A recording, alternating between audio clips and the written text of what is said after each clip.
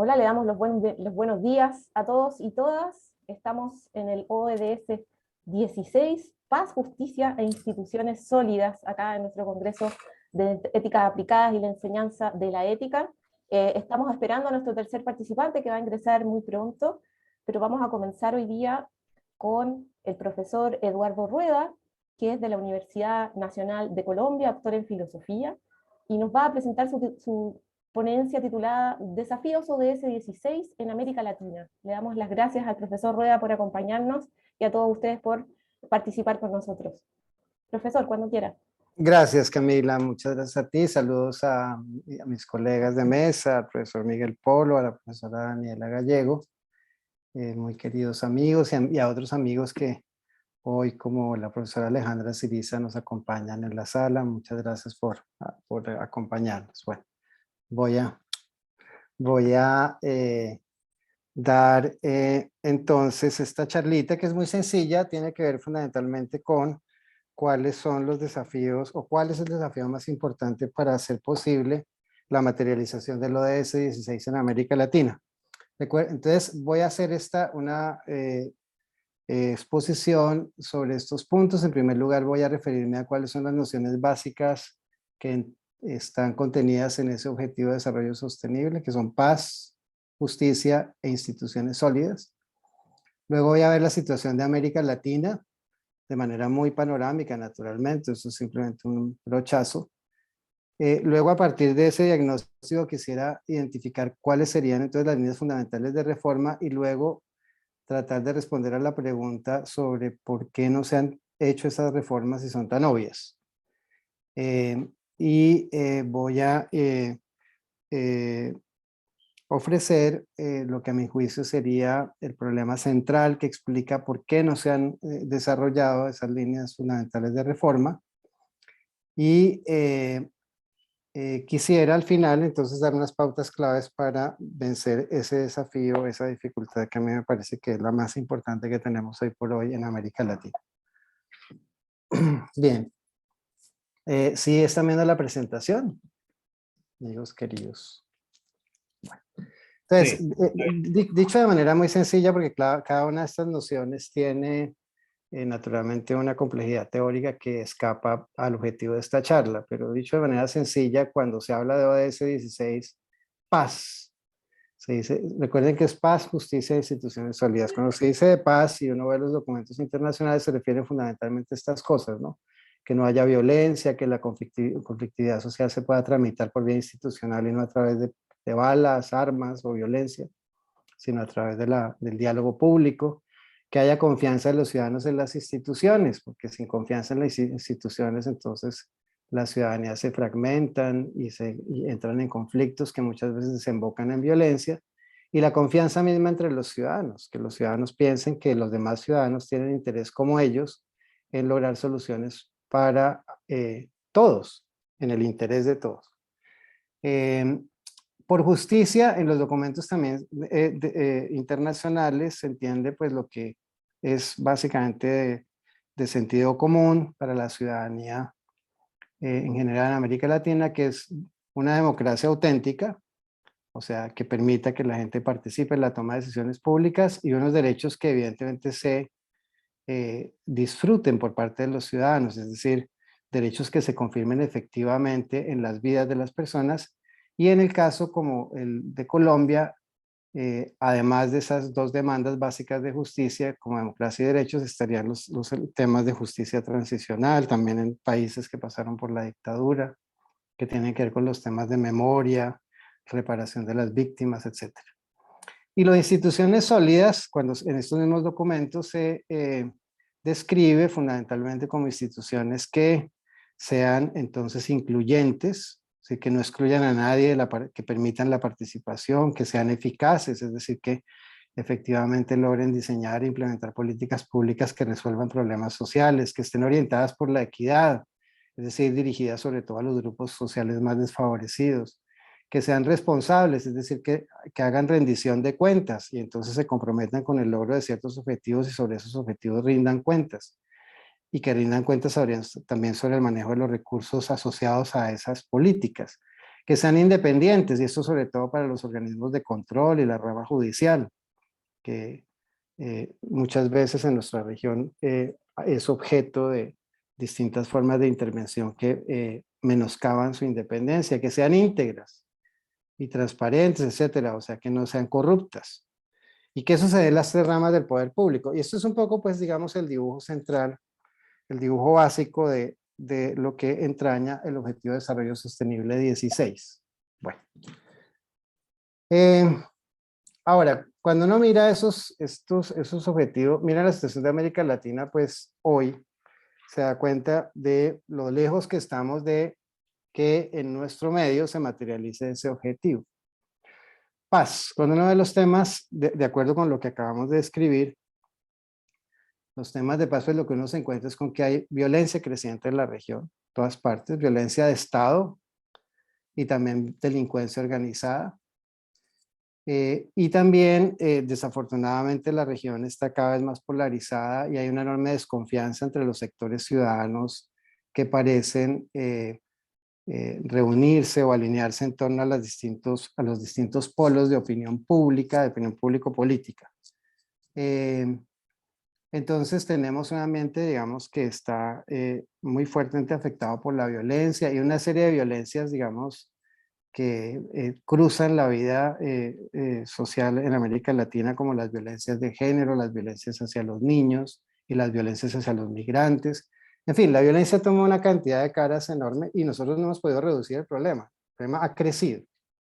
Segundo, en los temas de justicia, pues ya todos sabemos, ¿no? Hay desigualdad y inequidad creciente, hay una cantidad de pobres cada vez mayor y una concentración de la riqueza que es obscena.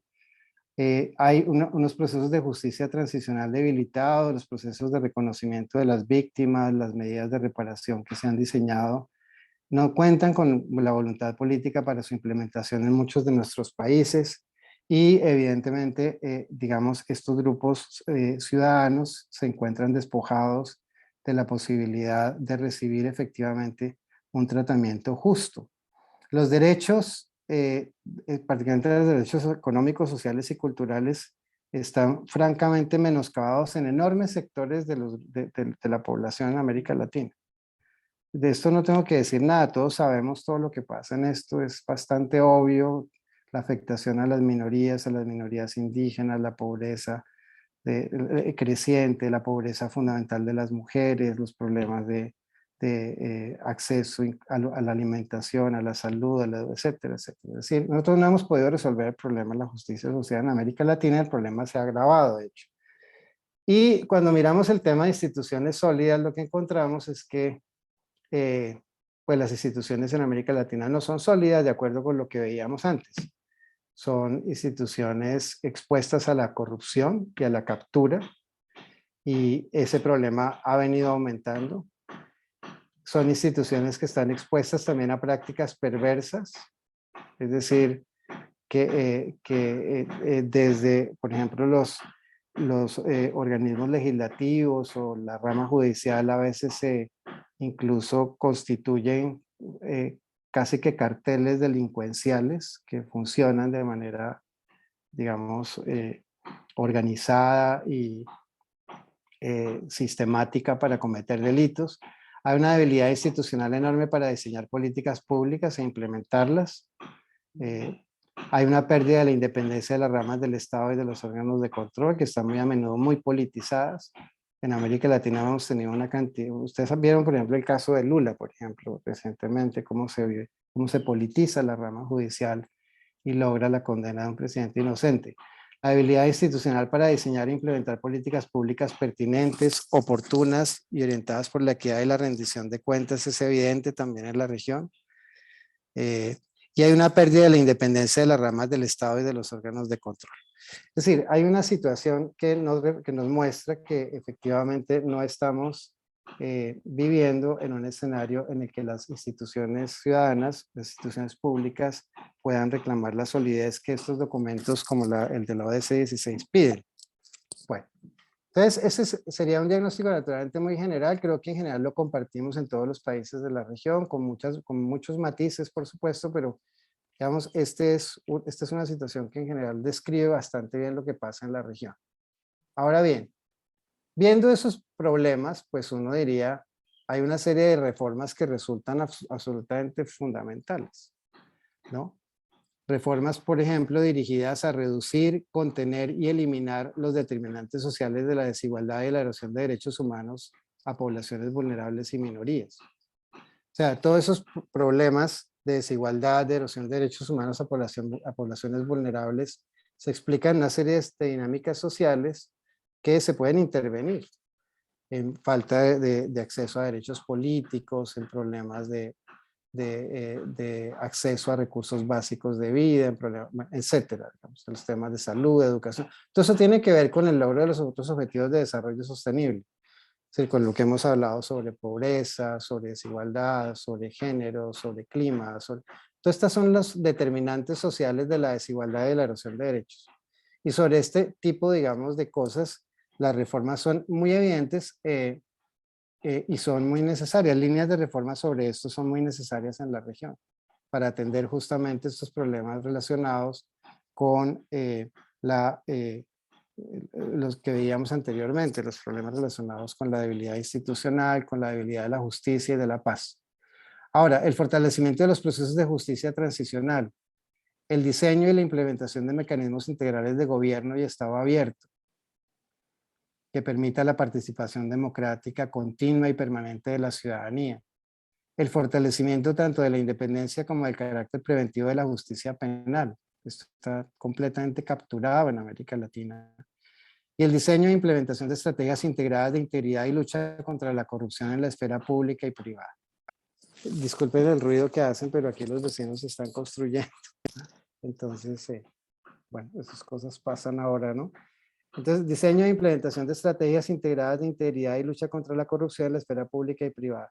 Integradas quiere decir que sumen una gran cantidad, digamos, de agencias y de procesos y no simplemente que produzcan códigos penales sancionatorios. Y digamos que estas líneas fundamentales de reforma que entrañarían muchas reformas específicas para muchos sectores, digamos, de la vida pública, que son obvias, ustedes ven que son obvias, es obvio que deberíamos hacer esto.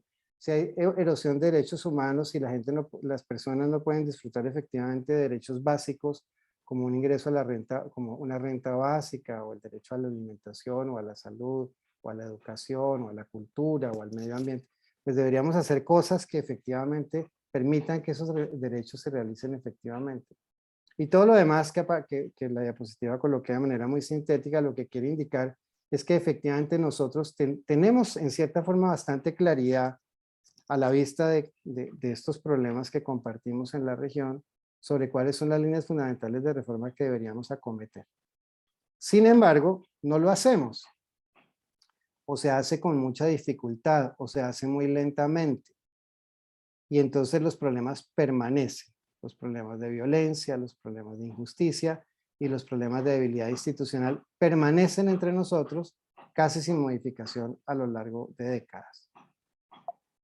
Bien, entonces lo que esta ponencia, digamos, plantea como hipótesis central explicativa de ese tema, de ese asunto, de la lentitud o inoperancia o de la falta de voluntad política para encaminar estas reformas, la explicación de eso está en la captura del Estado. Ese es el problema que explica por qué en América Latina, en general, no se desarrollan estas líneas de reforma fundamentales de reforma que podrían resolver muchos de estos problemas graves que tenemos hoy por hoy y que se han venido acumulando históricamente.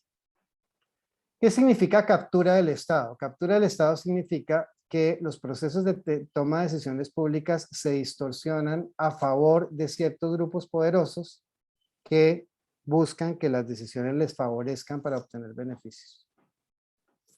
Beneficios económicos en muchos casos, beneficios políticos, o sea, beneficios en el manejo y la administración del poder, beneficios sociales, en el sentido de mantener ciertos privilegios,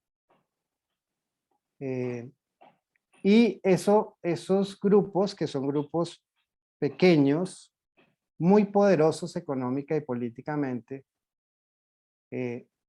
esos grupos capturan el Estado a través de distintas estrategias como las que ustedes pueden ver en pantalla, a través de campañas mediáticas, del control de los medios de comunicación y los contenidos, mensajes y narrativas que los medios despliegan, a través de financiamientos como los que hacen de las campañas electorales, a través del lobby o del cabildeo que hacen ante las instituciones del Estado, bien de la rama legislativa o de los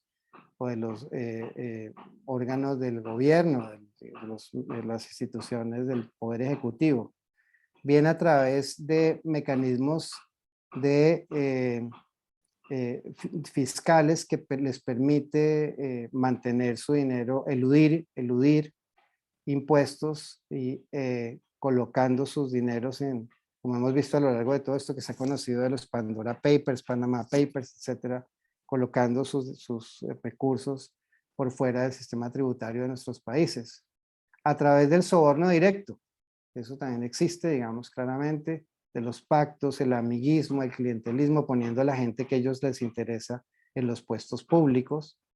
Incentivos o a través de incentivos perversos se colocan a los decisores bajo conflictos de interés, como pasa por ejemplo en el sector de la salud, donde evidentemente hay incentivos para el desarrollo de carreras profesionales que pasan por casi que la compra de la conciencia de los médicos a través de los distintos incentivos que les ofrecen, etcétera. Es decir, hay una serie esto por supuesto no quiere ser una conferencia sobre el tema, sino que lo que quiero es indicar que la captura del Estado, que justamente desemboca en decisiones que favorecen solo a pequeños grupos muy poderosos, que de esa manera obtienen sus beneficios, esa opera a través de una serie de estrategias como las que estoy ilustrando en la diapositiva. Bien. Y afecta entonces todas estas cosas, ¿no? Los procesos electorales están tremendamente afectados por este tipo de grupos. Se dice, por ejemplo, que en países como Bolivia o Colombia o Perú, la campaña política, no sé cuál será el caso de Argentina, probablemente nos podrán ustedes decir, o de Chile, pero creo que las cifras podrán ser similares. Una campaña para un senador de la República, por ejemplo, para un miembro del Congreso, un parlamentario, puede costar fácilmente 2 o 3 millones de dólares. Que por supuesto no se va a ganar nunca un congresista en sus sueldos a través de su salario en el Congreso. Y que hace que entonces por anticipado estos grupos tengan calculado muy bien cuáles van a ser las maneras de devolver el favor. ¿No? Las políticas públicas en diversos ámbitos están todas capturadas por efectos de la actividad a través de las estrategias que mostré de estos grupos, digamos, de captura, vamos a llamarles así, grupos de interés que están orientados a la captura del Estado, ¿no? En salud, la estructura misma del sistema de salud, que es una estructura rentista en muchos de los países que nosotros vivimos, los temas de vivienda social, las decisiones sobre minería, las decisiones sobre agroindustria de alimentos, las decisiones sobre política fiscal, las decisiones sobre clima, las decisiones sobre política educativa, todas esas cosas, las de ciencia y tecnología, pasan desafortunadamente por el filtro de los grupos, digamos, de estos grupos privilegiados que entonces hacen que las políticas tomen una forma que no responda a las expectativas públicas genuinas de los ciudadanos con los derechos más afectados, sino fundamentalmente sus agendas de interés. Lo mismo pasa con los mecanismos de participación ciudadana, la justicia penal, bueno, el tema pues de la captura de la justicia penal es bastante conocido en América Latina, todo esto lawfare, las políticas anticorrupción que se, digamos, escriben y al mismo tiempo que se escriben sale el manual sobre cómo lograr evadir esas normas anticorrupción, etcétera. Todo eso, digamos, al final termina siendo orquestado y operado por grupos que finalmente han capturado al Estado para que el Estado les sirva a ellos y no a los ciudadanos. Y por eso el desafío más importante en América Latina, a mi juicio, para lograr la materialización del ODS 16, es lograr reducir radicalmente la captura del Estado. Ese debería ser el objetivo fundamental, digamos, pensando si esto está 2030, si queremos avanzar en realidad en la concreción de este objetivo de desarrollo sostenible, el de reducir radicalmente la captura del Estado. Ahora, ¿cuáles son las medidas las pautas que uno podría tener para eso? Y con esto termino. ¿Cuáles son las cosas que parecen centrales en ese propósito de reducir la captura del Estado? Un primer asunto tiene que ver con diversificar y potenciar los medios de producción comunicativa ciudadana. Eso, digamos, se hace, de hecho, y existen muchas estrategias ciudadanas para competir con los grandes medios, pero deberíamos esforzarnos en tener una estrategia más organizada desde los movimientos sociales y la sociedad civil para potenciar el uso, la producción de mensajes comunicativos que compitan con las lecturas de los grandes medios y que sitúen mucho mejor las lecturas en los contextos locales. El otro tema fundamental es el de la meritocracia para la designación de cargos públicos. Esto tiene que ver con el fortalecimiento del servicio civil en muchos de nuestros países, que permiten justamente que los cargos públicos sean ocupados por personas que tengan perfiles, digamos, adecuados desde el punto de vista del servicio público. Eso es una tarea enorme y supone una enorme participación de los ciudadanos en veedurías y procesos de concertación orientados a definir esos perfiles. Eso se puede ir logrando poco a poco y es algo en lo que deberíamos estar muy interesados. Lo mismo la exigencia por hacer transparentes y regular los procesos de cabildeo de las corporaciones en el Congreso, las asambleas de las provincias de nuestros países y otros organismos en donde se toman decisiones relacionadas con tierras, con minería, con uso de recursos forestales y otra serie de cosas, y con el uso de medicamentos, con la transferencia de tecnología. Esos asuntos tendrían que ser mucho más transparentes y de hecho estamos pendientes de lograr que esos procesos se hagan así, se hagan mucho más claros para el público.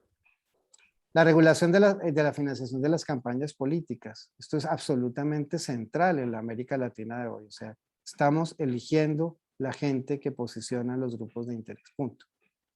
Y eso resulta muy difícil de evitar mientras no exista una regulación muy estricta de la financiación de las campañas.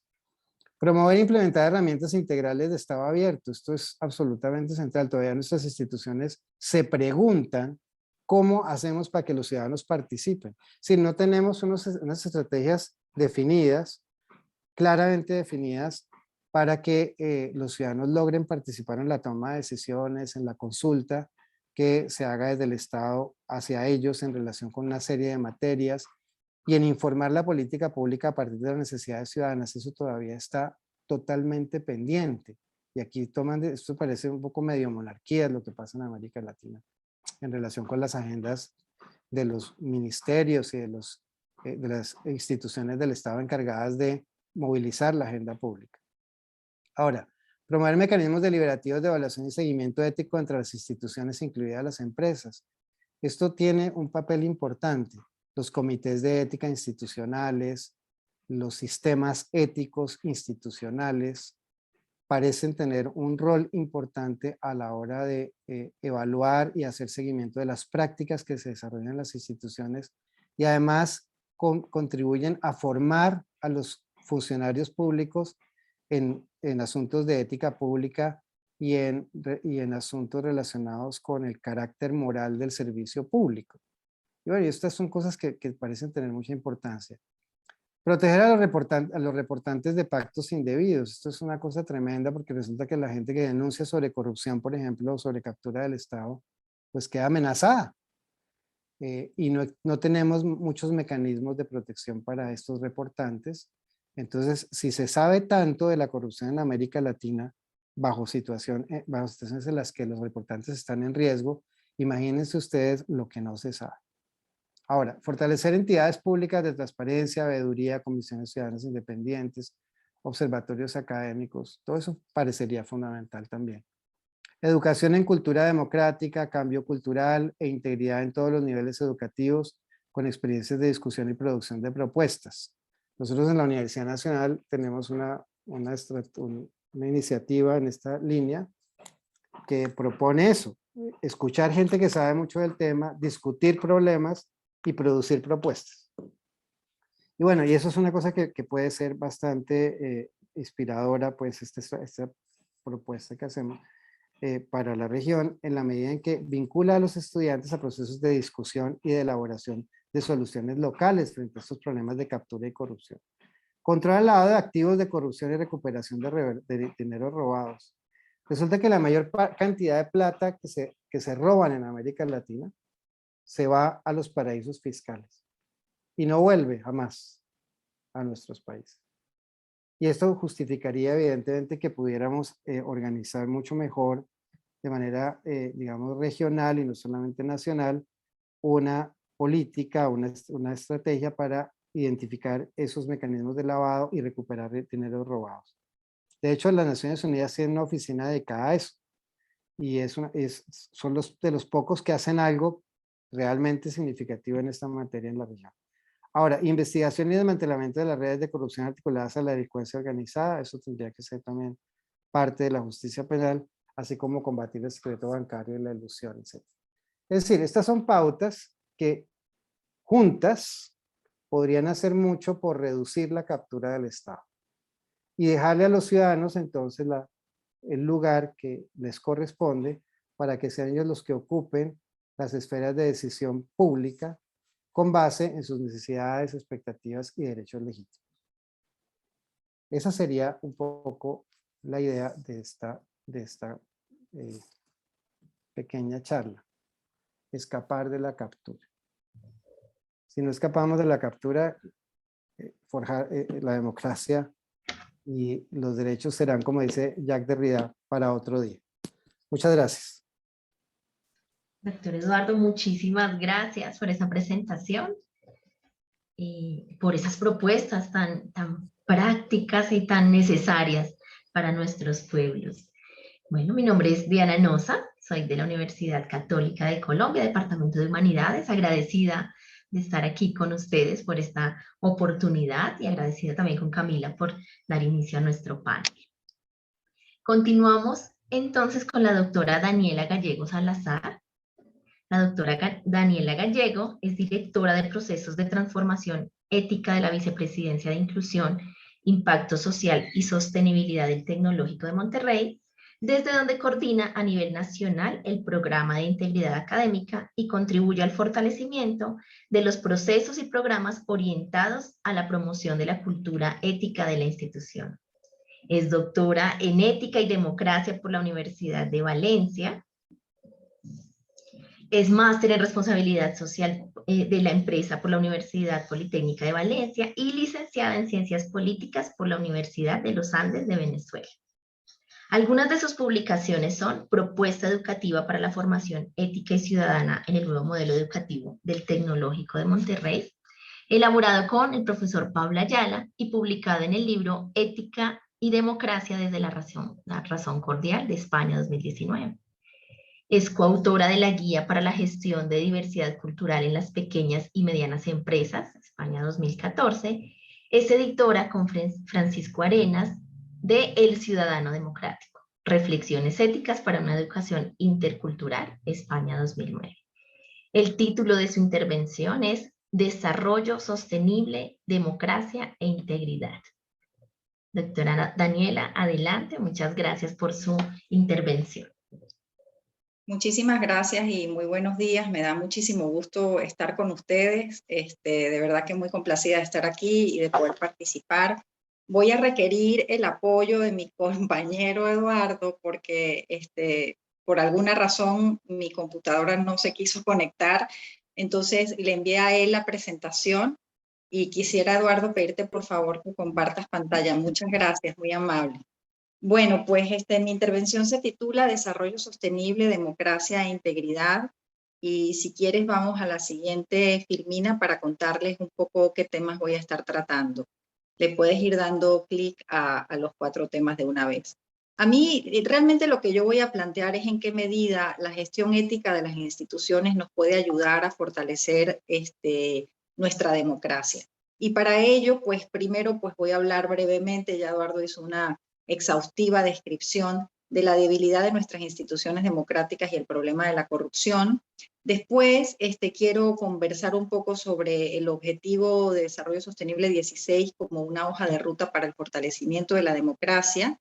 Y luego hablar de eso, ¿no? De la importancia de fortalecer el etos democrático en nuestras instituciones. O sea, yo estoy convencida de que para que los gobernantes lleguen y hagan una administración transparente, rindan cuentas, etcétera, tiene que haber una práctica, un etos democrático más allá de las instituciones públicas, en las instituciones públicas, pero más allá de las instituciones públicas, y sobre eso es lo que voy a hablar. Y al final, conversar un poco sobre el papel y las obligaciones ciudadanas en la forja de instituciones íntegras. Entonces, muchas gracias, Eduardo, por tu ayuda. Si quieres, vámonos a la siguiente filmina. Y en la siguiente filmina, pues lo que podemos observar es los resultados del estudio del 2021 del Índice de Percepción de la Corrupción que publica Transparencia Internacional. Y yo lo que hice aquí pues fue enlistar a nuestros países latinoamericanos y puse en primer lugar a Nueva Zelanda porque es el país con menos corrupción en el mundo. Me parece que Dinamarca también está allí. Y luego puse la lista de nuestros países en orden de prioridad en función la menor corrupción reportada y la mayor corrupción reportada. El país con mayor corrupción en el mundo es Somalia, se ubica en el número 179. Si vemos los números, podemos observar que pues, el panorama en la región no es nada halagüeño, que sobresalen Uruguay y Chile, que bueno, enhorabuena, que se mantienen por encima del promedio mundial, pero que la situación del resto de países es realmente preocupante. Y como todos sabemos, pues uno de los desafíos más importantes de nuestra democracia tiene que ver justamente con la debilidad y la falta de legitimidad de nuestras instituciones. Y viendo estos resultados vemos pues que la percepción de la ciudadanía en relación a la honestidad de nuestras instituciones públicas y su capacidad para garantizar nuestros derechos básicos pues es verdaderamente baja, ¿no? La corrupción pues tiene que ver muchísimo con esta situación, como todos sabemos, es una de las principales amenazas a la estabilidad y funcionamiento de nuestra vida social, destruye la confianza, deforma las culturas organizacionales, desvía recursos destinados a la salud, la educación, la alimentación, la vivienda, la infraestructura pública, que son básicos, ¿verdad?, para satisfacer nuestras necesidades de ciudadanía. En definitiva, corroe la corrupción, los sistemas económicos y políticos, causa desigualdades extremas y socava pues todas las iniciativas medioambientales de sostenibilidad que se puedan lanzar. La corrupción se define como uso del poder en beneficio propio o abuso de un poder conferido, así lo dice Transparencia Internacional. Entonces vamos a la siguiente filmina para comentar brevemente que la corrupción pues se ha vuelto transnacional. Y Odebrecht es un ejemplo emblemático de eso, ¿verdad? Y Odebrecht ha supuesto una verdadera amenaza para la credibilidad y la estabilidad de las instituciones democráticas en los países donde se ha querido investigar el caso, como por ejemplo Brasil y Perú, porque luego tenemos 10 países latinoamericanos que también están implicados en esta trama de corrupción, pero donde no se habla mucho del asunto, ¿no? Realmente en ese sentido vale la pena destacar las labores de investigación y el compromiso del Consorcio Internacional de Periodismo de Investigación, porque ellos han venido sacando a la luz pública primero los Panama Papers en 2016, pero más recientemente otro escándalo tremendo que es el caso FinCEN, que incorpora 4 instituciones bancarias de renombre internacional, JP Morgan, HSBC, Deutsche Bank, en actividades que posibilitan el lavado de dinero proveniente de actividades ilícitas y actos de corrupción. Y finalmente, el más reciente es el de los Pandora Papers, que salta a la luz pública hace pocos meses, y que a través de la filtración de unos 12 millones de documentos, pues nos da información sobre la evasión fiscal y el lavado de dinero, donde aparecen implicados 3 presidentes latinoamericanos y 11 expresidentes de la región. Entonces, el asunto aquí es que estos casos involucran a gente del sector público, pero también del sector privado, a instituciones bancarias, gubernamentales, empresas, sociedad civil, todos ellos colaborando en la articulación de acciones ilícitas que contribuyen al deterioro y descomposición del Estado de Derecho, que vulneran la transparencia, la rendición de cuentas y la eficacia que deberían tener las instituciones democráticas. Entonces, este es un problema global, podemos ir a la siguiente filmina, y conscientes de eso, en Naciones Unidas, pues en la Agenda del Desarrollo Sostenible, viene planteando la importancia de fortalecer las instituciones, porque saben que la corrupción pone en peligro la seguridad y la estabilidad de las sociedades, y socava, corroe los valores de la democracia, de la moral, que son fundamentales para que las sociedades sean viables. Aquí el asunto de apostar por la integridad no tiene que ver con un asunto de bondad, tiene que ver con un asunto de inteligencia, de poder hacer la vida con otros en paz, ¿verdad? Entonces, bueno, la ONU ha venido trabajando sobre eso y gracias a los trabajos de Carlos Cerdá sabemos que ha sido un largo trayecto esto de llegar a hacer una propuesta global a favor del fortalecimiento de las instituciones. A mediados de los años 90 ya se planteaba un código internacional de conducta para titulares de cargos públicos. Hubo una declaración en 1996 sobre la corrupción y el soborno en las transacciones comerciales. En 2011 la declaración de Marruecos sobre la prevención de la corrupción.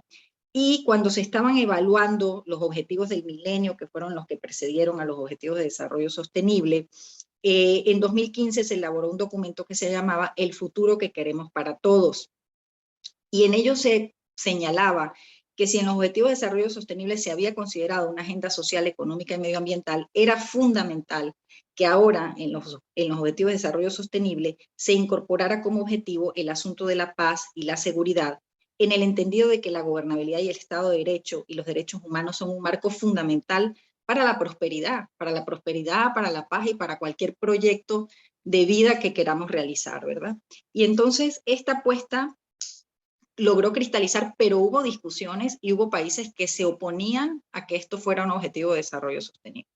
Hasta que finalmente se logra el enunciado y se dice, bueno, queremos sí promover sociedades pacíficas, inclusivas para el desarrollo sostenible, facilitar el acceso a la justicia para todos, a todos los niveles y construir instituciones eficaces e inclusivas que rindan cuentas. Entonces, por favor, Eduardo, si le puedes dar clic.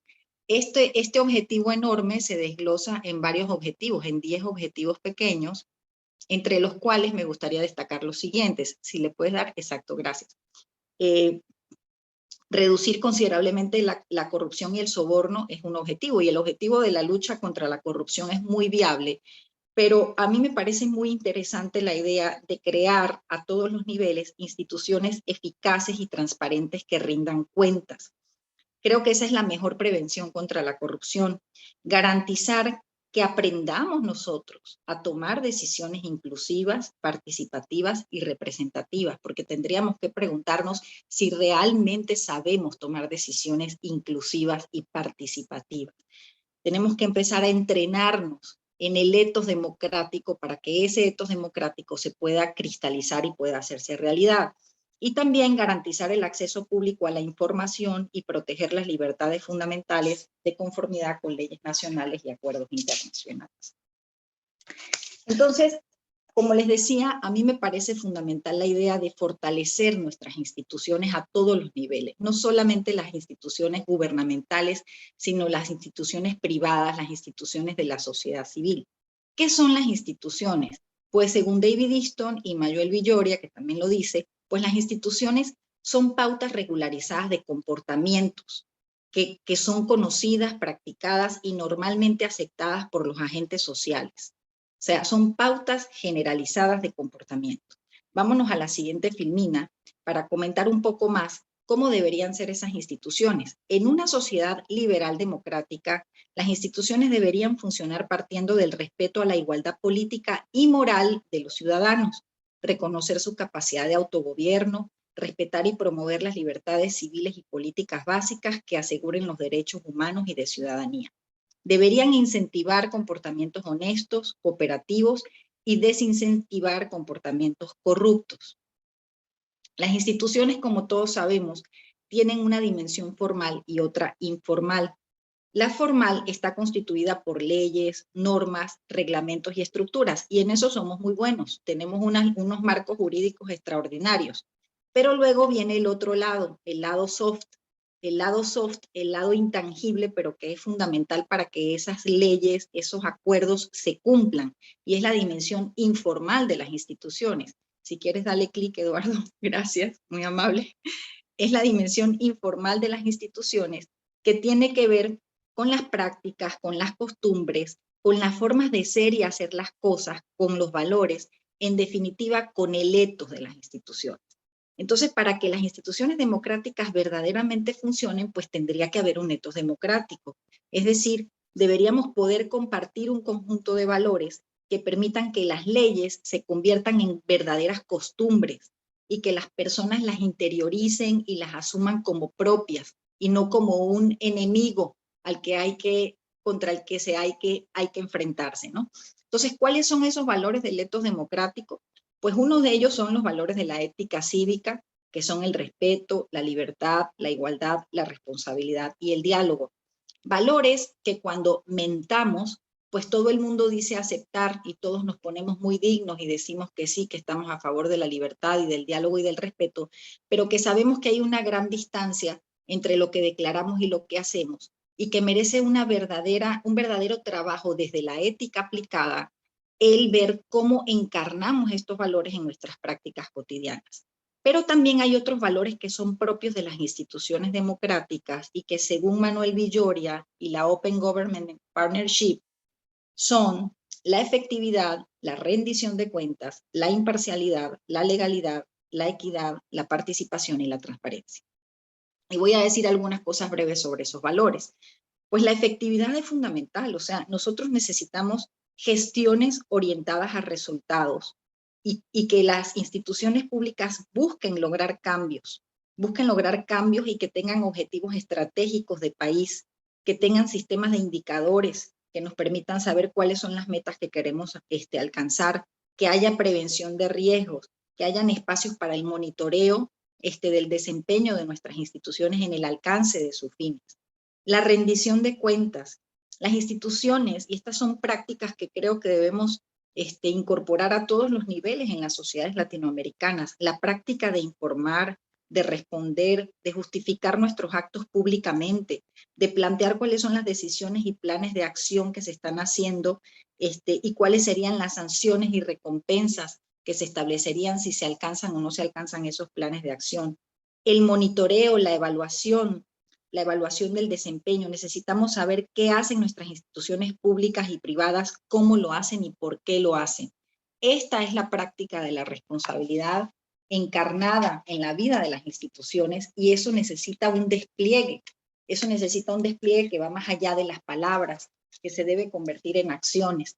Necesitamos que las instituciones sean imparciales, que traten de aplicar la ley sin la mediación de los intereses personales, familiares, o de los amigos cercanos o del partido político al que se pertenece.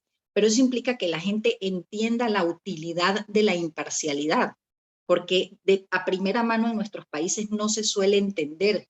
Se cree que lo útil, que lo eficiente es ayudar al amigo, al familiar, y es la trampa. O sea, tenemos una comprensión distorsionada de lo que es útil para nuestra sociedad.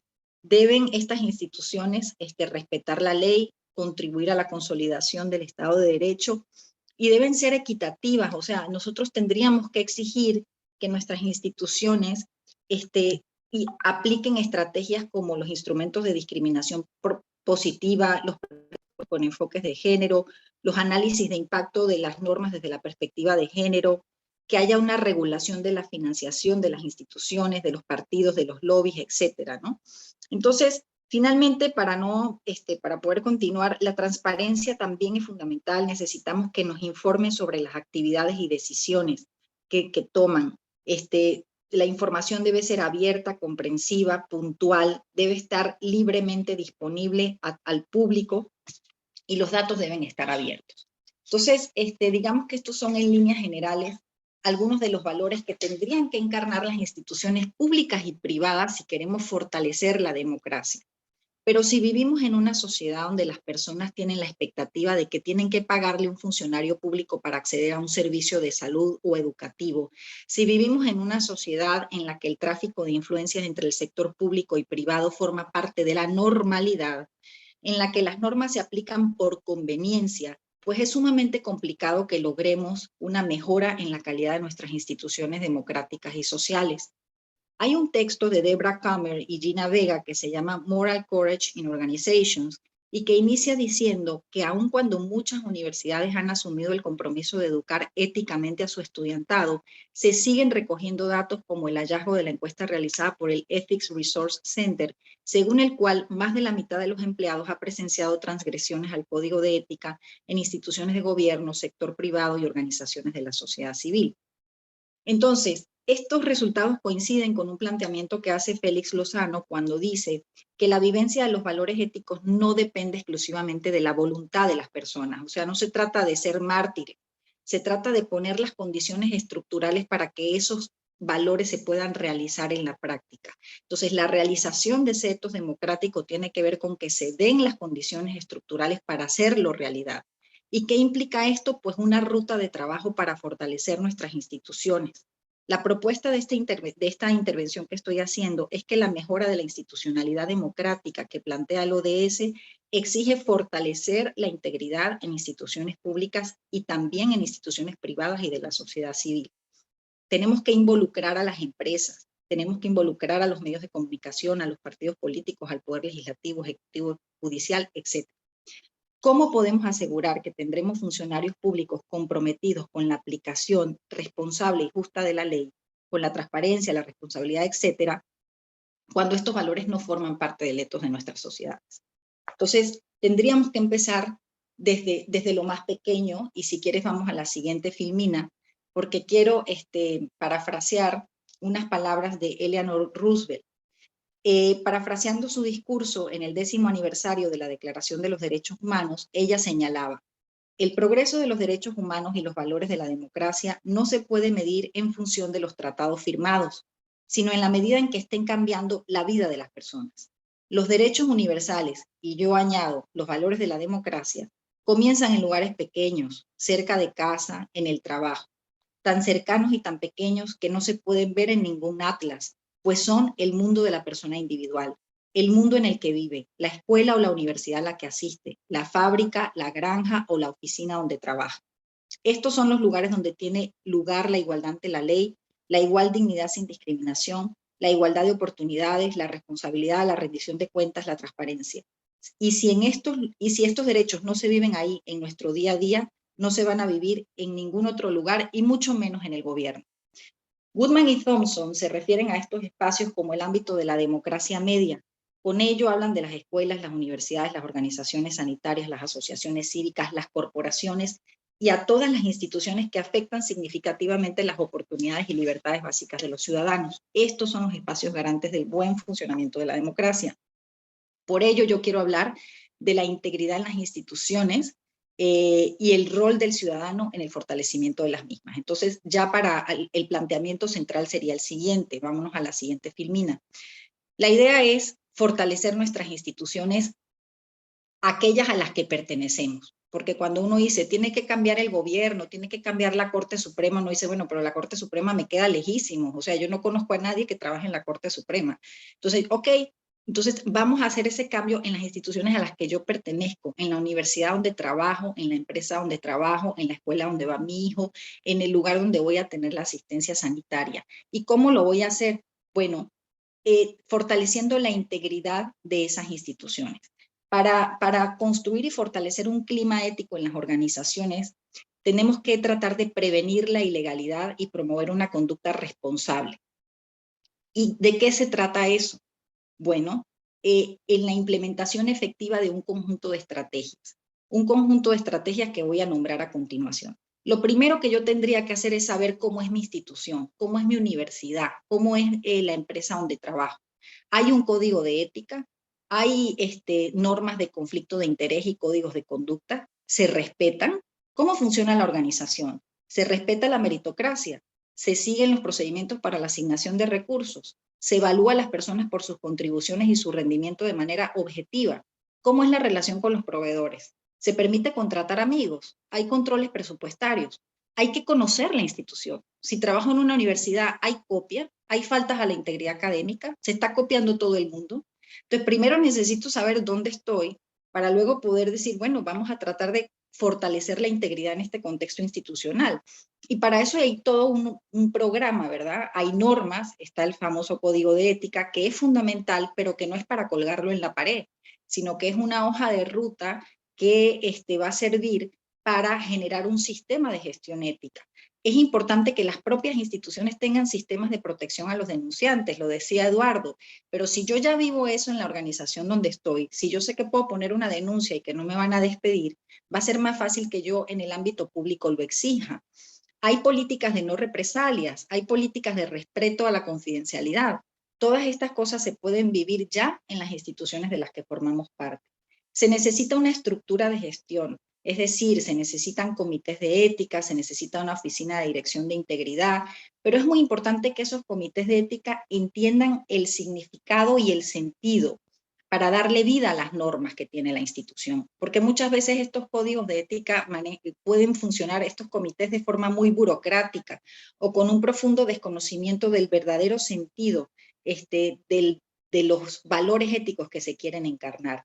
Y por eso es fundamental el diálogo. Ya voy cerrando, perdón, no sé si me he tardado mucho, ya voy hacia el final de mi presentación, pero por eso es fundamental el diálogo. Marvin Brown, en un libro llamado Corporate Integrity, destaca la importancia del diálogo en la construcción de una cultura de integridad, porque el diálogo es un espacio de reflexión, de inclusión y de toma de conciencia. ¿Cómo podemos cambiar nuestras prácticas y costumbres cuando somos parte de esas prácticas y costumbres? Pues la única vía es la reflexión, que nos permite hacer una pausa, pero esa reflexión es mucho más nutritiva y válida cuando la hago en un proceso dialógico.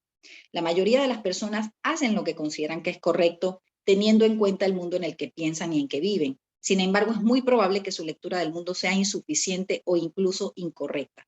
En este sentido, la reflexión con otros es fundamental para poner a prueba nuestras creencias y saber si estamos o no en lo cierto. La reflexión constructiva es la que tiene lugar en un diálogo abierto a la diversidad de posturas y a los desacuerdos morales. Una cultura abierta al diálogo tiene la posibilidad de fortalecer y promover la integridad. ¿Al diálogo sobre qué? Pues al diálogo sobre la violencia de género, al diálogo sobre el robo, al diálogo sobre el nepotismo, al diálogo sobre el conflicto de intereses. ¿Qué es el conflicto de intereses en mi organización? ¿Qué es violencia? ¿Qué es respetar? Es el diálogo sobre esas cosas. Y ese diálogo que proponen las éticas discursivas tiene 3 características. Es incluyente, o sea, incorpora a las personas afectadas por la situación. Es deliberativo, es decir, exige planteamientos o exigencias que se presenten a través de un proceso de argumentación racional y busca generar acuerdos, busca coordinar la acción, busca construir una voluntad común.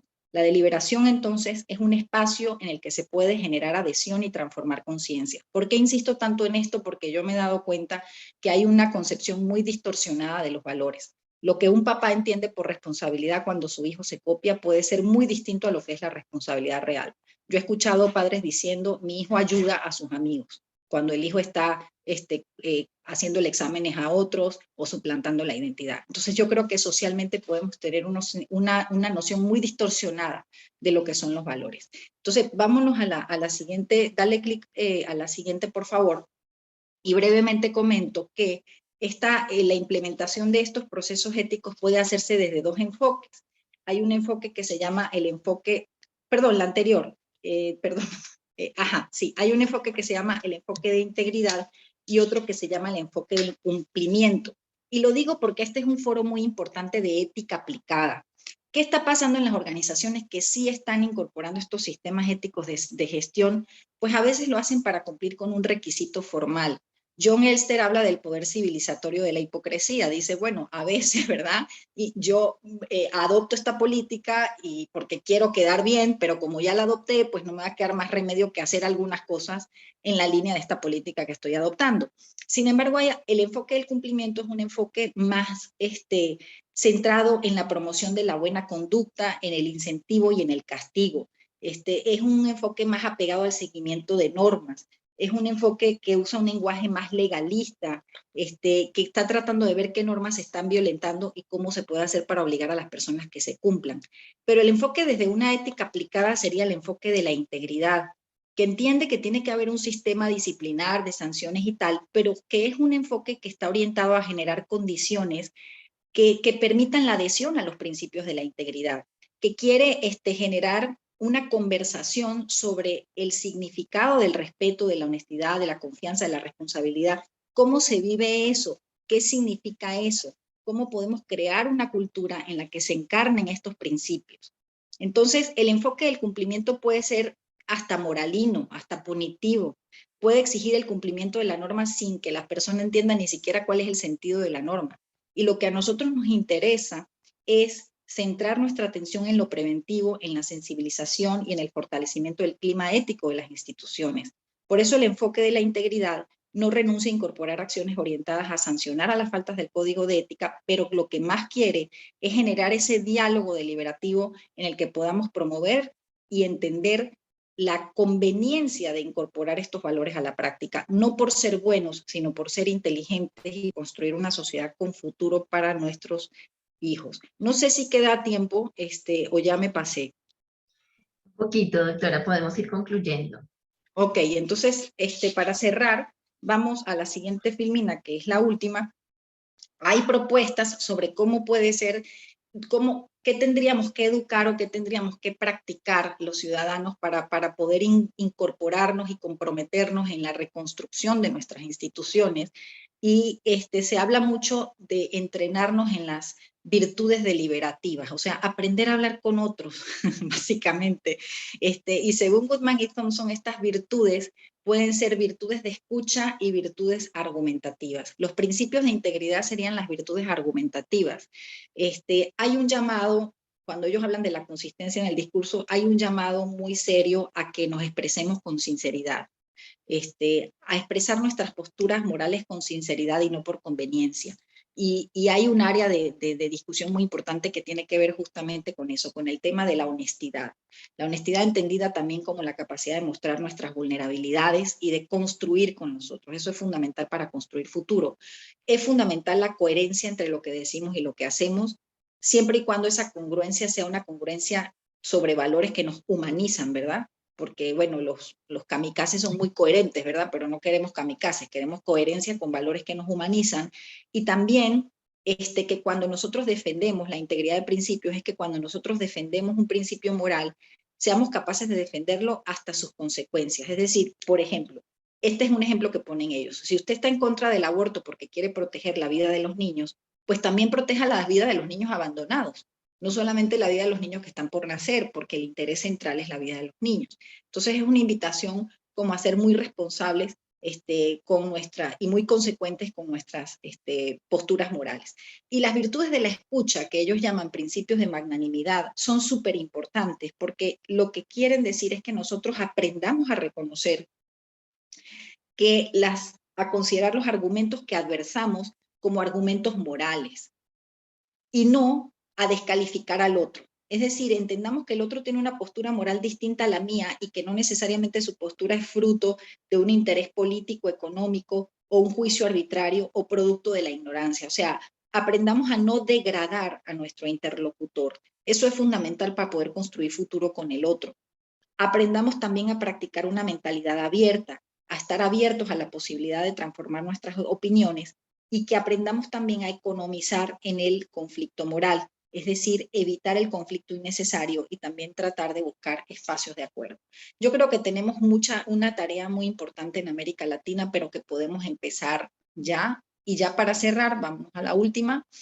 El mensaje final sería que la promoción de instituciones eficaces, inclusivas y transparentes solo será posible con la participación activa de nosotros, es decir, de una ciudadanía comprometida, que esté dispuesta realmente a mejorar y democratizar los contextos donde estamos, nuestra escuela, nuestra universidad, nuestro centro de salud, nuestra empresa, nuestro trabajo, y luego pues nuestra comunidad, nuestro país, nuestra municipalidad y nuestra sociedad.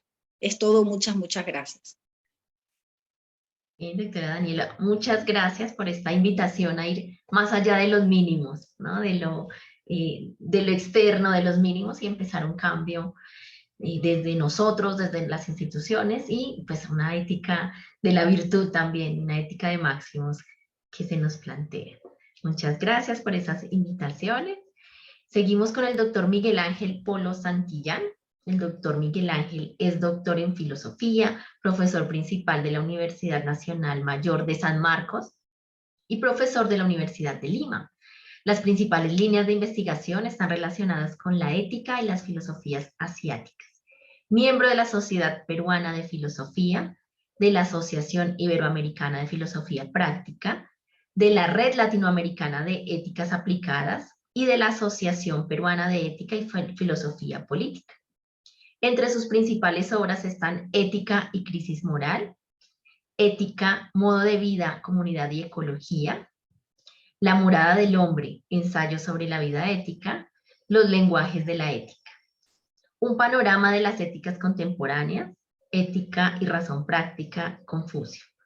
El cultivo de sí mismo, Indagaciones sobre el sentido de la vida, Ética, definiciones y teorías, El silencio del rey mono, Autoconocimiento y ética. El título de la ponencia del doctor Miguel es Corrupción y cultura democrática. Doctor Miguel, muchas gracias. Adelante. Muy buenas. Bueno, todavía por acá buenos días y seguro por allá en Chile buenas tardes. Es un gusto estar con ustedes, saludar a mi colega Daniela, hace un buen tiempo que no la veo, y es un gusto verla de nuevo. A Eduardo, en realidad lo que han hecho es excelente en la medida que me va a permitir ser bastante más sintético, porque personalmente no puedo estar en desacuerdo con lo que han expuesto, ¿no? Aunque pueden generar, claro, materia para conversar buen rato, pero básicamente estoy de acuerdo con, y además va en la línea misma de lo que yo iba a decir, me ahorra muchas cosas y empiezo compartiendo. Quiero empezar además señalando, saludando a todos los colegas, a todos los alumnos de filosofía, profesores de filosofía, por el Día Mundial de la Filosofía que celebramos hoy, ¿no? Quiero saludar y felicitar por esta noble tarea que tenemos, ¿no?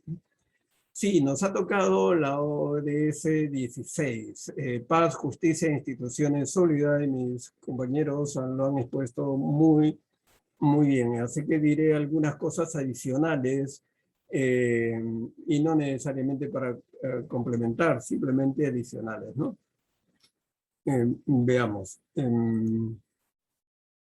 Ya se ha señalado este objetivo, ¿no? Promover sociedades pacíficas e inclusivas para el desarrollo sostenible, facilitar el acceso a la justicia para todos y crear instituciones eficaces, responsables e inclusivas a todos los niveles. Pero, y hay un pero, ¿no? Y en eso voy a centrar mi exposición.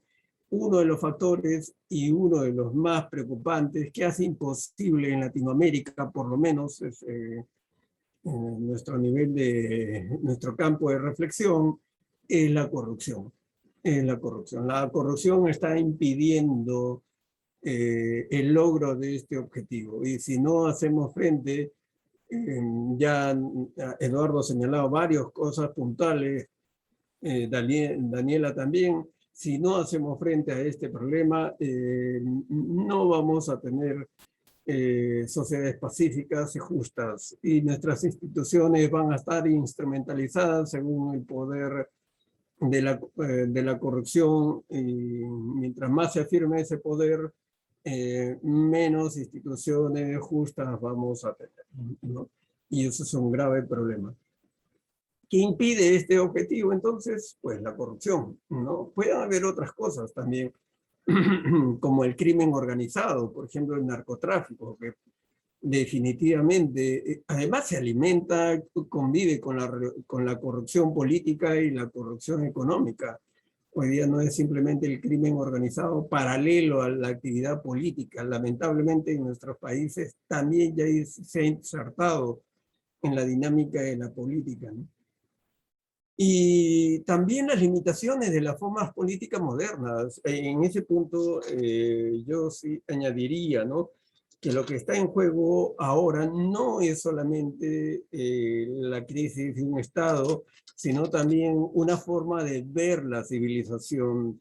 Yo sí creo que lo que está en crisis es una estamos en medio de una crisis civilizatoria y por lo tanto tenemos toda la tarea de replantear y repensar los fundamentos mismos de la modernidad y entre ellos las formas políticas de la modernidad. Creo que ya han llegado a un límite que no van a poder responder a los grandes problemas, especialmente globales, que se nos está viniendo encima, ¿no? Pero voy a centrarme en la corrupción. Básicamente hablaré de esta dimensión política y empresarial que ya sabemos que está interrelacionada en nuestros países, ¿no? Una depende de la otra. A veces en las noticias se señala más la corrupción política y se esconde intencionalmente que detrás hay pues grandes empresas que han estado corrompiendo a los políticos, ¿no? Salvo el caso, como ya puso Daniela, el caso de Odebrecht, pero a nivel local, a nivel de países, también hay empresas que han estado participando y no se les toca, pues, y no se les toca, ¿no? Por el poder que tienen en los países. Esto tiene un alcance, la corrupción tiene un alcance nacional, local y global. La corrupción no es un asunto de un país, ¿no? Ni siquiera es un asunto de Latinoamérica. Ya creo yo, dentro de esta idea de crisis civilizatoria, es parte de la dinámica que ha tomado el capitalismo, ¿no? No puede liberarse el capitalismo de esta contradicción o problema o crisis que él mismo ha generado, que es la corrupción. Véanse nomás el caso de los que está poniendo nuestro colega, nuestros dos colegas, el caso de las denuncias últimamente de Pandora Papers, ¿no? Eso no es un asunto de los países subdesarrollados, eso tiene que ver con un sistema ya a nivel internacional, ¿no? La corrupción entonces produce una ambigüedad estimativa sobre la democracia. Los que están ya desencantados de la democracia, sí, pues a nivel Latinoamérica cada vez más a la gente se encanta de la democracia, por lo menos se puede decir que eso es preocupante, ¿no?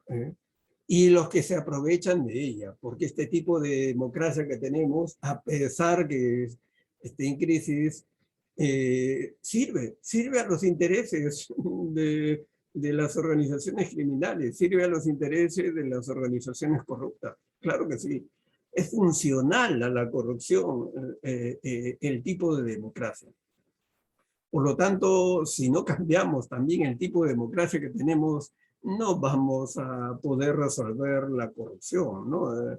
Se ha enquistado y vive, sobre todo de esta democracia puramente representativa, ¿no? Donde se nos pide votar cada cierto tiempo y después, como mis colegas han dicho, ya nosotros los ciudadanos ya tenemos escasa participación y pedir transparencia. A veces hasta los políticos lo toman mal, ¿no? Cuando realmente, y eso que ya forma parte de los códigos hoy día de la función pública, ¿no?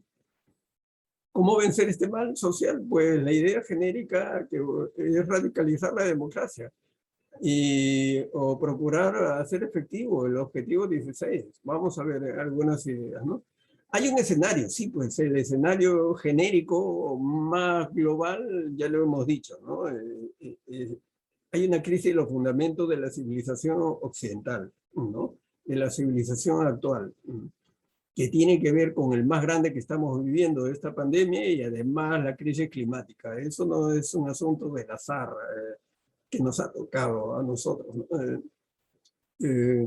Y esto lleva a una constante crisis interna en los países, una creciente desigualdad y corrupción institucionalizada, que duda cabe, pues el IS con carencia de misión nacional, ya lo han dicho, ¿no? Sacar los grandes grupos de poder, las grandes familias aristocráticas, entre comillas, las familias ricas sacan su dinero pues afuera y no pagan ningún impuesto. Ya se ha sacado, hemos visto algunas noticias de que en tiempos de pandemia la riqueza de los más ricos ha aumentado, mientras las clases medias se han visto muy golpeadas, empobrecidas en muchos casos, y los pobres mucho más pobres, ¿no? Han crecido los extremos en este escenario, ¿no? El Estado es lento, pues, en transformaciones para hacer frente a este mal social, a pesar que se llena de códigos, a pesar que se llena de acuerdos internacionales. Hacerlos realidad se vuelve tan pesado para los estados, y eso es intencional, obviamente. Hay de parte de la ciudadanía una desconfianza de las instituciones públicas, poco apoyo a las instituciones que luchan contra la corrupción. Hay valientes fiscales que están en ese camino, pero a veces hasta dentro del propio poder público, dentro del propio poder judicial, también se juega la contraparte. Felizmente ha crecido también el combate civil contra este mal, ¿no? Las organizaciones civiles, y como ha ocurrido en otros países, igual que en el Perú, bueno, las grandes denuncias contra la corrupción en un país son de organizaciones civiles. Y eso es importante, ¿no? Hay, a pesar de todo, un cierto empoderamiento de la sociedad civil en estos tiempos, ¿no? Y a través también, obviamente, de protestas sociales. Hay un desembalse de reclamos sociales en nuestros países, ¿no? Entre otros elementos, ¿no? Hay entonces, a nivel externo, una corrupción también institucionalizada, internacional, un crecimiento económico como si fuera la única meta de todos los países, y un descuido de lo que ya se ha dado en llamar el desarrollo humano, ¿no? Y también hay un surgimiento de la ciudadanía civil globalizada contra la corrupción. Bueno, ya se ha mostrado esta imagen, y sí, pues estamos muy, como ven ustedes, estos colores ocres que van desde el rojo intenso hasta un poco más con el amarillo, de menor corrupción, bueno, se da en todas las partes, ¿no? Muy pocos países se salvan de esto, ¿no? Muy pocos países, ¿no? Y eso tiene que ver con una forma como funciona el sistema también a nivel internacional, ¿no? Por ejemplo, se ponía el caso de estos Pandora Papers, y cómo se evaden impuestos los grandes, sea dinero ilícito, obviamente que no va a pagar impuestos, pero la gente que tiene dinero saca su dinero, pero solo para hacer esa operación se requieren estaferros de algún país rico que crea unas cuentas fantasmas a nombre de otro que vive en Sudáfrica y cuya empresa está en Estados Unidos. Es toda una red. Y entonces, al final, ¿a quién pertenece esa cuenta? Qué difícil saberlo, ¿no? Pero se ha hecho una red internacional, y ahí no están participando solo gente de un determinado país, ¿no? Es toda una red internacional, ¿no? Que ya se ha estado revelando. Y nadie tiene la responsabilidad, porque aquel que crea la empresa fantasma, bueno, se respalda en las propias leyes de su país, ¿no? Corrupción, las preguntas. ¿Cuál es el alcance de la corrupción política y empresarial? Pues todos lo sabemos. Básicamente son muchas, ¿no? Pero apuntaré solamente a dos por el tiempo, ¿no? La iniquidad e instrumentalización de la política. Sí, pues los políticos, como se ha señalado, los colegas han señalado, están ahí porque quieren ganar. ¿Cuánto cuesta ser, pues, un congresista? Sí, pues son altas sumas de dinero, y después cómo va a recuperar eso. Es una inversión, lo ven como una inversión. Y para eso tienen que aliarse, pues, a determinados tipos de proyectos, a empresas que quieren ganar licitaciones, a como dé lugar, etc. Entonces la política se instrumentaliza, no está para el servicio del bien común, no está definitivamente para el servicio del bien común. ¿Y cómo transformar esa visión de la política? Pues los ciudadanos tenemos, lamentablemente, una mala una mala valoración de los políticos, ¿no? Y quizá por ahí ese sea uno de los efectos más perniciosos de la política, digo de la corrupción, a instrumentalizar la política, porque la política tiene que ver con el cuidado del bien común o del bien público, pero justamente cuando lo que está atrás es la corrupción, pues eso queda de lado, ¿no?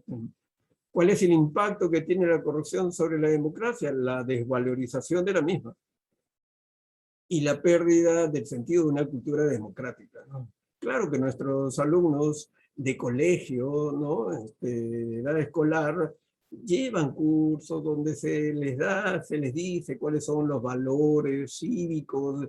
Aún más en nuestros medios han puesto cursos iniciales a todas las universidades que más o menos son como ética y ciudadanía. Pero, ¿qué tanto pueden nuestras organizaciones universitarias cuando el sentido de la práctica social y de la práctica política e institucional va por otro lado? Es un choque en el cual se van a enfrentar tarde o temprano nuestros egresados, ¿no? Nosotros hacemos lo que podemos en nuestras clases, pero cuando tienen que ingresar a una institución que tiene otras prácticas, que tiene otros códigos de relaciones, de hábitos, a veces se olvidan pues, de todo el aprendizaje. Entonces, por lo tanto, hay un problema que también tenemos los educadores, ¿no? ¿Puede la democracia defenderse de los efectos de la corrupción? Claro, sí, hemos hecho radicalizándose, es decir, transformar una democracia representativa en participativa, deliberativa y social, lo cual es inclusiva, ¿no? Definitivamente. Yo estoy de acuerdo con lo que señalaba Eduardo, que en nuestros países más bien parecen aristocráticos, ¿no? Solamente un grupo social que va renovándose, pero siempre en ese grupo social van obteniendo poderes, ¿no? Van obteniendo privilegios, van obteniendo cargos, y a veces hasta los apellidos se repiten constantemente, ¿no? Y mientras en un país como el nuestro, y como en todos los países de Latinoamérica, nuestros países son diversos, nuestros países son multiculturales.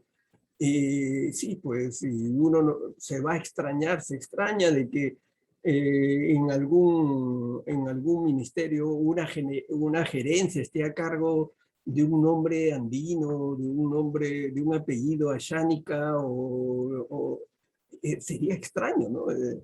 Eso es una exclusión, y basta ver también la composición del Parlamento, ¿no? ¿Cuántos representa realmente a los pueblos indígenas en este país? Hay una deuda tremenda, ¿no? De falta de representatividad de estos pueblos que siguen marginados de la política, y por lo tanto también de su propio bienestar, ¿no? ¿Pueden los ciudadanos hacer algo para ir generando una mejor democracia, una que no normalice la corrupción? Claro que sí. Hoy día creo que es necesario hacer alianzas para frenar los males de la propia sociedad, incluyendo la corrupción. Yo felicito públicamente, ¿no?, a Eduardo, que está a cargo de una formación sobre ética e integridad pública en Colombia, donde ha juntado a una institución del Estado, la Procuraduría, pero también a la academia, también a otras organizaciones sociales, y está sacando adelante todo un curso de formación, todo un curso de reflexión, abierto a los ciudadanos, abierto a los funcionarios públicos y obviamente también a los estudiantes universitarios. Creo que esa es una excelente iniciativa que deberíamos imitar, ¿no? Salir de nuestras aulas y unirnos con instituciones para que la voz de los académicos tenga un mayor impacto, ¿no? Las alianzas son indispensables hoy día. Y esa forma de hacer alianzas tiene que ir más allá del clientelismo, ¿no? Tiene que ir más allá de esta visión patrimonialista de la política, sí, pues entro a la política y creo que entro al poder, cualquiera que sea, sea desde ser decano de una facultad o gobernador de una región o presidente, ya creo que todo es mi pertenencia y hago lo que quiera, ¿no? Y eso, no sé si ustedes saben, pero la mayoría de gobernadores regionales que hemos tenido están con procesos judiciales por corrupción. Por corrupción. Y es una vergüenza. ¿Y qué decir de los expresidentes, ¿no? Bueno, rápidamente, ya voy 15 minutos, unos 3 minutos más para dar el espacio al diálogo, ¿no? Esta institución que ustedes, muchos que están acá, son de Chile, conocen la Corporación Latinobarómetro en su informe 2021, solo voy a señalar dos imágenes, ¿no? Hace su pregunta sobre el aumento de la corrupción. Bueno, el 57% considera en esta encuesta, con todos los problemas que tiene esta encuesta, toda encuesta, ¿no? El 57% considera que sí, se ha aumentado, ¿no? Y claro, esto se desagrega en los países. En el caso del Perú, el 70% considera que sí ha aumentado, ¿no? Y claro, el más alto está en el caso Venezuela y el más bajo, como se ha señalado, Uruguay y El Salvador, ¿no? Es peligroso. Y esto trae consecuencias, claro. El desencanto de la democracia y del Estado, la sospecha siempre de lo que hace el Estado va a estar rondando, ¿no? Con esta visión, ¿no? Y el progreso en la reducción, solo un 29% considera que ha habido un progreso, ¿no? En el caso del Perú se considera el 32%, ¿no? Y en el menos optimista, en el caso de Paraguay, 13%. Y finalmente, ¿qué tipo de personas considera la ciudadanía, ¿no? Que están involucrados en actos de corrupción? Pues en primer lugar, el presidente y sus funcionarios directos. Los parlamentarios en segundo lugar, la policía, los jueces y magistrados, gobierno local, empleados públicos, empresarios, hasta empleados públicos, como ustedes ven, todo tiene que ver con la estructura del Estado. Todo tiene que ver con el Estado. Entonces, el Estado es uno de los grandes problemas que se tiene para resolver la corrupción. Y claro, nuestro amigo Eduardo ha hablado de reducir esa inquietud para capturar el Estado, ¿no? ¿Y por qué? Porque, sí, pues, el Estado pasa a ser la principal empresa, porque en un país es el que mueve más recursos y todos quieren hacer negocios con el Estado, ¿no? Todos quieren hacer negocios con el Estado y obviamente a veces de mala forma, ¿no? Después ya vienen los empresarios, los funcionarios de la Oficina Nacional de Impuestos, bueno, eso también sería parte del Estado, líderes religiosos, en 24%, y algunas familias, 16%, ¿no?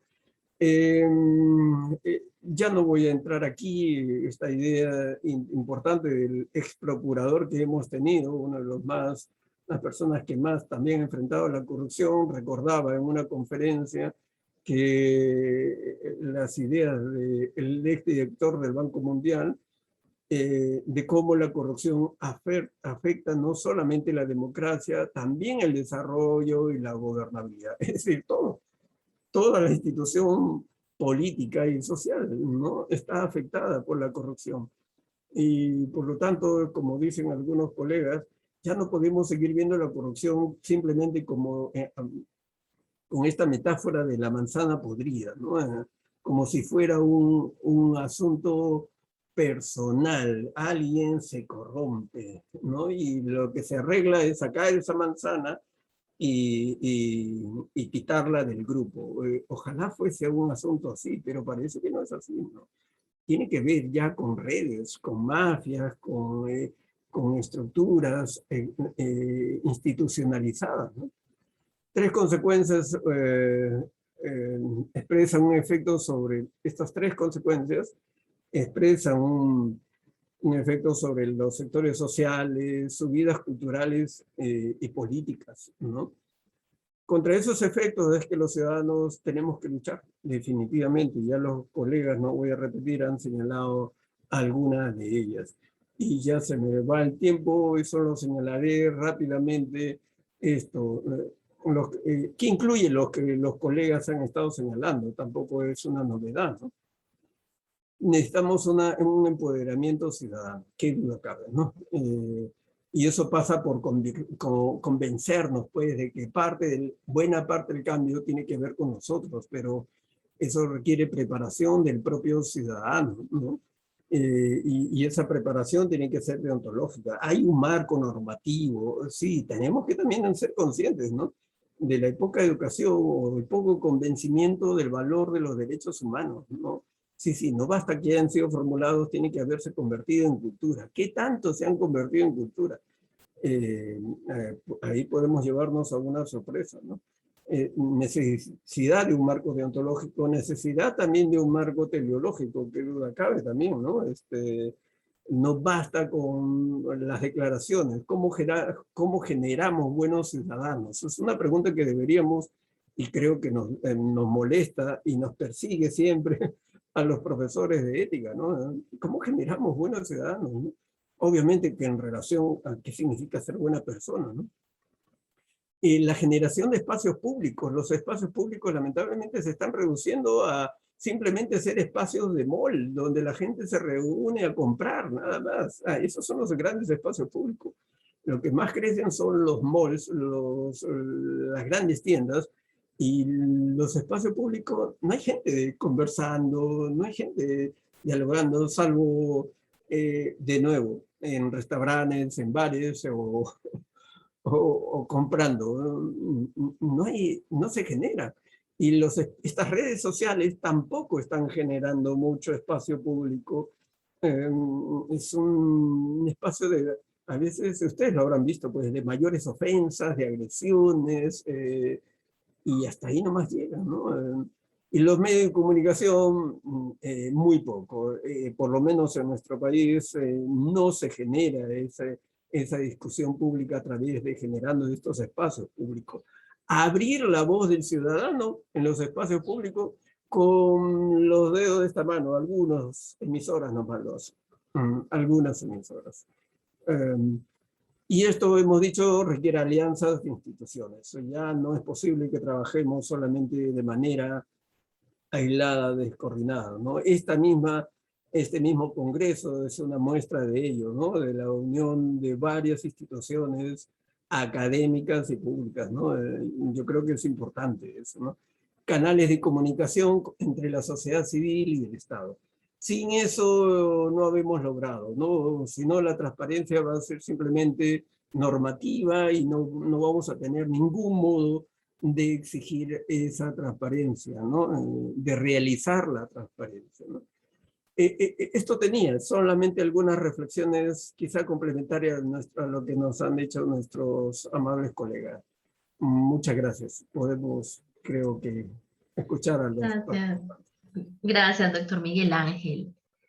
Interesante la propuesta, ¿no? Y las reflexiones y, bueno, cómo se ve ese panorama de nuestros países y qué podemos hacer, ¿sí? Porque a veces me llamaba la atención el tema de la desconfianza en las instituciones jurídicas. Quizá no nos movemos a actuar ya por una desconfianza, ya hay como una barrera de desconfianza en la institución, en el Estado, en que sí se va a escuchar nuestra palabra. Muy bien, para todos los ponentes, los panelistas, aquí hay una pregunta de Masaru Shinen. Dice, la corrupción es consecuencia de la cultura individualista egoísta que ha surgido en la sociedad y comprende tanto al político hacedor como al ciudadano que lo ampara. Irónicamente, los centros educativos que deberían fomentar el diálogo e inclusión practican una técnica de competencia y siguen alimentando este egoísmo. Incluso surgen las pequeñas mini corrupciones en estos centros educativos. El sistema educativo en Japón apunta al cultivo de los valores y podemos notar los beneficios en esta sociedad colectivista. Dado que la educación ¿Se encuentra la solución a la corrupción? La pregunta es, ¿deberíamos aspirar a un cambio en el sistema educativo o hay otras formas de mediar la corrupción?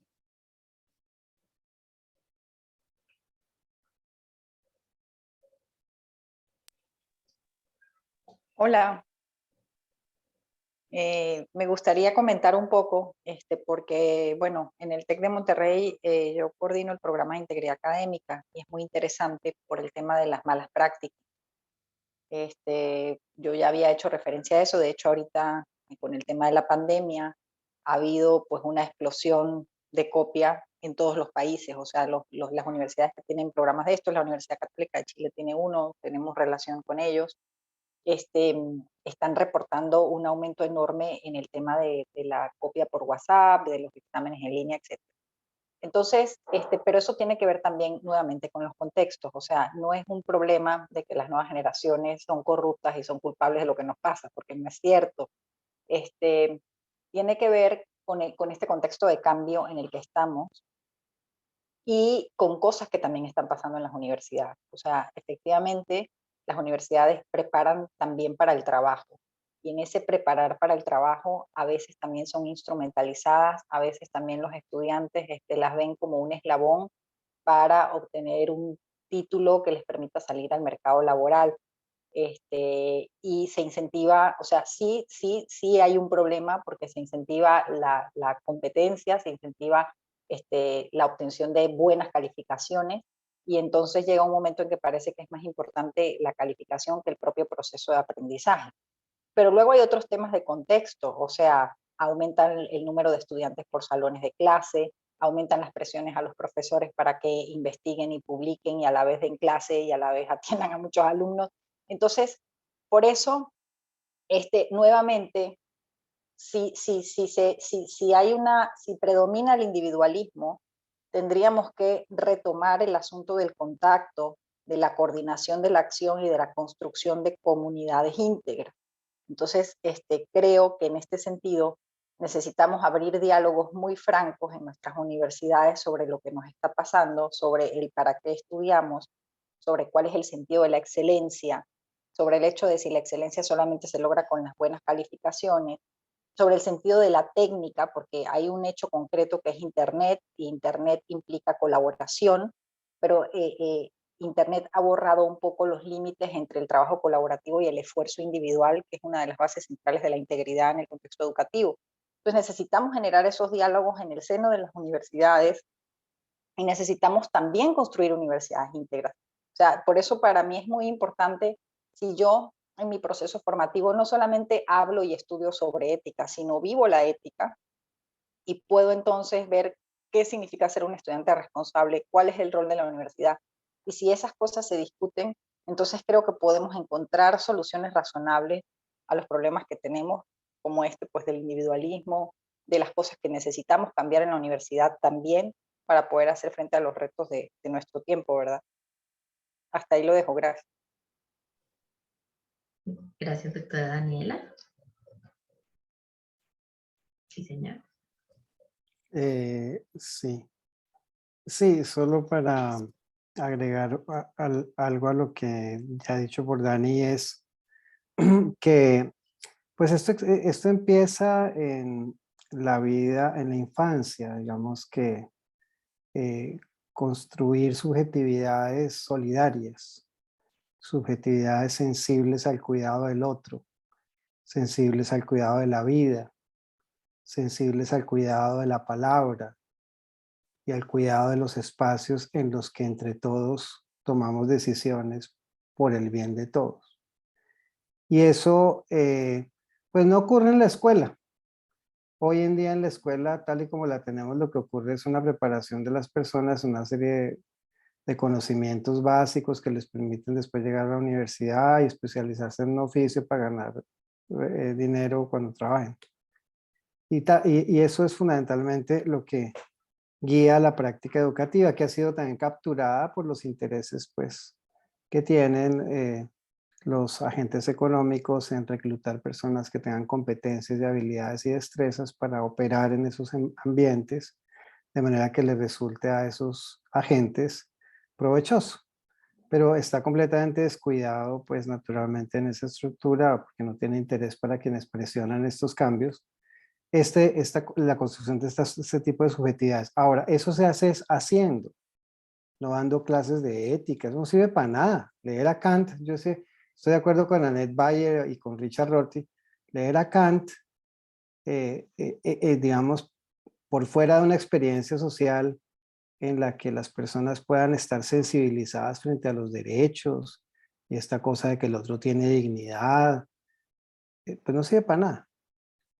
Entonces, lo que yo creo que hay que hacer, lo que yo creo es que hay que armar la experiencia, rearmar la experiencia, repensar los sistemas educativos desde la pequeña infancia, reconstruyendo la escuela como lugar de experiencia social, de experiencia de gobierno, de experiencia de cuidado de la comunidad. Hay que articular la escuela a la experiencia social próxima que tiene, digamos, esos niños con las familias, las redes de los barrios, en fin, donde se instalan esas escuelas, las comunidades de las ciudades. La escuela tiene que ser un lugar para subvertir, para proponer, para interrogar, cuestionar las lógicas de la ciudad, las lógicas del barrio, las formas de existencia y aportar a ellas, pero pues si los niños no se educan así, sino para obedecer, entonces pues no tendríamos la posibilidad, no tenemos la posibilidad de construir esas subjetividades que nos interesa cultivar. Y en eso pues entonces efectivamente vamos desembocando en subjetividades individualistas, consumistas, competitivas, etcétera, que es lo que no quisiéramos que pasara. Entonces, eso sería pues un comentario muy básico, pues. Si yo pudiese agregar algo, añadiría que... no, sí, habría que enseñar filosofía en los colegios. Ahorita le respondo a Wilson. Que tampoco la corrupción, nuestro amigo Masaru que hizo la pregunta, es solamente de una cultura individualista, ¿no? Hay ya una institución, no es el problema de individuos solamente, que están mal formados y que no saben deliberar o que no saben decidir bien por valores morales. No, tiene que ver con una institución y por lo tanto con prácticas habituales, con grupos organizados, estamos hablando dentro del Estado especialmente, ¿no? Entre ellos, pues, unas prácticas como la del clientelismo, ¿no? Y eso no es acá nada más, ¿no? Entonces, el favor a los amigos, a los que me han apoyado, y entonces el resto no participa, ¿no? O el patrimonialismo, que ya lo hemos dicho, creerse que uno ya es el dueño de toda la cancha y por lo tanto uno, o como acá decimos, el dueño de toda la chacra, entonces, y uno hace y deshace en su chacra, ¿no? Y están desubicados, ¿no? Quién entra, quién sale, a quién se le da esto, a quién se le da el otro, y entonces los procedimientos de justicia quedan de lado, ¿no?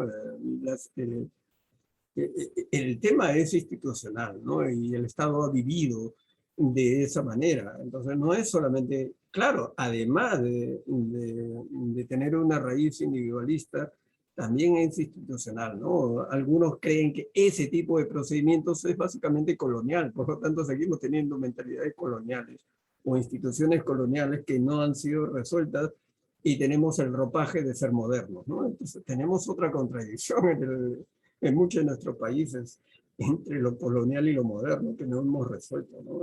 Y más aún, y si a eso se suma que hasta lo propio moderno ya está en crisis, entonces vean el panorama, ¿no?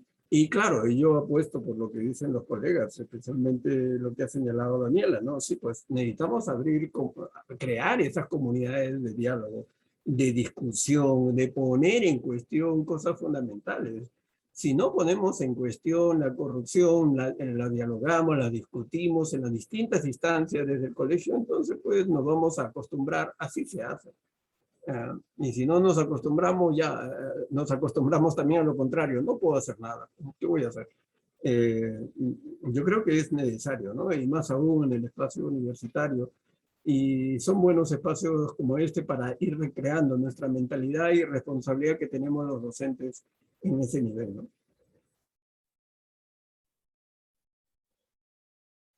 Muy bien, muchas gracias.